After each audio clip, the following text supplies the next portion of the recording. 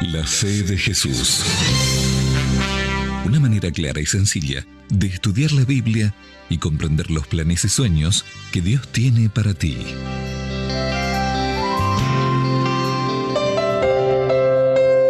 Hoy vamos a hablar sobre el perdón de nuestros pecados. Tengo en mis manos una tableta de un delicioso chocolate. Como todo chocolate, se lo ve rico y dan ganas de comerlo. Con solo hablar de chocolate se hace agua en la boca. Parece que el chocolate es una tentación para mucha gente. Cuando hablamos de perdón de los pecados, estamos hablando de nuestros errores, de nuestras tentaciones, de aquellos momentos difíciles y complicados que vivimos y terminamos cayendo. En la vida sufrimos tentaciones peores que las ganas de comerse un chocolate. Y eso genera arrepentimiento, confesión, y todo eso es el resultado de la obra del Espíritu de Dios en nuestras vidas. Al recibir el perdón de Dios, empiezas una nueva vida en Cristo. Antes de entrar al tema, hagamos una oración. Querido y bondadoso Dios, al abrir tu palabra para estudiar tus enseñanzas, queremos tener nuestra fe fortalecida en ti. Hoy, además de entender el tema del arrepentimiento, la confesión y el perdón, queremos alcanzar tu perdón. Te lo pedimos en el nombre de Jesús. Amén. Aunque ya lo hemos visto en estudios anteriores, es importante que volvamos a insistir en un asunto. ¿Gracias a qué y a quién somos salvos? En su primera carta, en el versículo 2 y el verso 24, el apóstol Pedro responde a esta pregunta. El mismo Jesús llevó en su cuerpo nuestros pecados al madero, para que nosotros, muertos ya al pecado, vivamos para la justicia. Por sus heridas fueron ustedes sanados. Cristo llevó los pecados del hombre en la cruz y pudo remitir el castigo por causa de ellos, porque Él pagó el precio. Gracias a Jesús y a su sacrificio en la cruz, somos salvos, porque Él es el sacrificio por los pecados de todo el mundo. Cristo no tenía pecado, pero vino a cargar con nuestros pecados. ¿Y cuánto cuesta la salvación? Romanos 3:24 cuenta el precio de la salvación. Ustedes son justificados gratuitamente por su gracia, mediante la redención que proveyó Cristo Jesús. Para alcanzar la salvación no necesitas la intercesión de los santos, no necesitas muchos sacrificios y privaciones ni buenas obras. Somos justificados gratuitamente. Por si no alcanzara la palabra gratuitamente, el apóstol Pablo enfatiza que somos salvos por su gracia.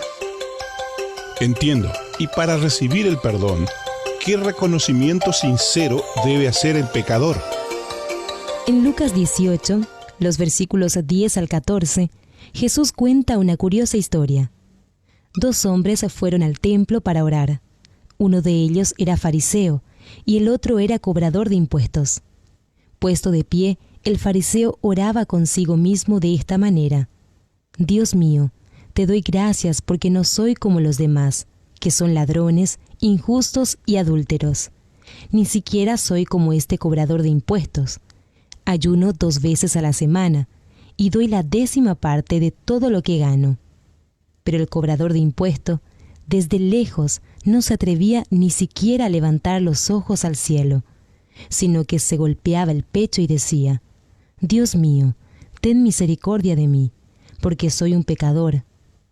Yo les digo, dijo Jesús, que éste volvió a su casa justificado, y no el otro. La actitud del recaudador de impuestos testificaba de la sinceridad de sus palabras. Se sentía indigno aún de orar, pero la comprensión de su necesidad lo impulsaba a hacerlo. El fariseo creía que era justo, pero Dios no lo consideraba así. El publicano se sentía pecador, y este reconocimiento abrió el camino para que Dios lo declarara sin pecado. El reconocimiento sincero que todo pecador necesitado de perdón tiene que hacer es reconocer que es un indigno pecador. Además de reconocerse pecador, ¿qué más debe hacer con sus pecados? El Salmo 32 es un salmo de arrepentimiento. Trae el profundo propósito de mostrar cuánta bendición trae el perdón de los pecados. David lo compuso después de su gravísimo pecado con Betsabé, la esposa de Urías elitita, y dice: mientras callé, mis huesos envejecieron, pues todo el día me quejaba. De día y de noche me hiciste padecer, mi lozanía se volvió aridez de verano. Te confesaré mi pecado, no te oculté mi maldad. Me dije: confesaré al Señor mi rebeldía, y tú perdonaste la maldad de mi pecado. Hay solo una base para el perdón del pecado: el arrepentimiento. El arrepentimiento comprende la expulsión del pecado de la vida. La expulsión es un acto del alma misma fortalecida por el poder de Dios. El pecador debe reconocer su pecado, confesarlo a Dios con espíritu de arrepentimiento. Y cuando eso ocurre, qué maravilloso ofrecimiento hace Dios al que desea confesar su pecado.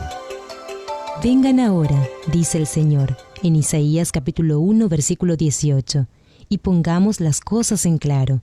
Si sus pecados son como la grana, se pondrán blancos como la nieve.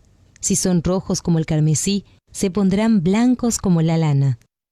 En este pasaje, Dios nos asegura que no importa cuán culpables podamos haber sido en el pasado, Él puede devolvernos la pureza y la santidad. El pecado puede ser erradicado y eliminado por completo de la vida. Con la ayuda de Dios, el pecador puede lograr el dominio completo de todas sus flaquezas. ¿Y cuán completo es el perdón divino? En el libro del profeta Isaías, el capítulo 43 y el versículo 25, encontramos una asombrosa promesa divina. Yo y nadie más soy el que borra tus rebeliones, porque así soy yo, y no volveré a acordarme de tus pecados. El perdón divino es tan completo a tal punto que Dios dice: no volveré a acordarme de tus pecados. Esto ocurre una vez que los pecados son confesados, abandonados y perdonados. Dios trata al pecador arrepentido como si nunca hubiera pecado. El perdón divino no es meramente una transacción legal que borra del registro los pecados pasados, sino un poder transformador que elimina el pecado de la vida. Al borrar la transgresión, Dios transforma a los pecadores en santos.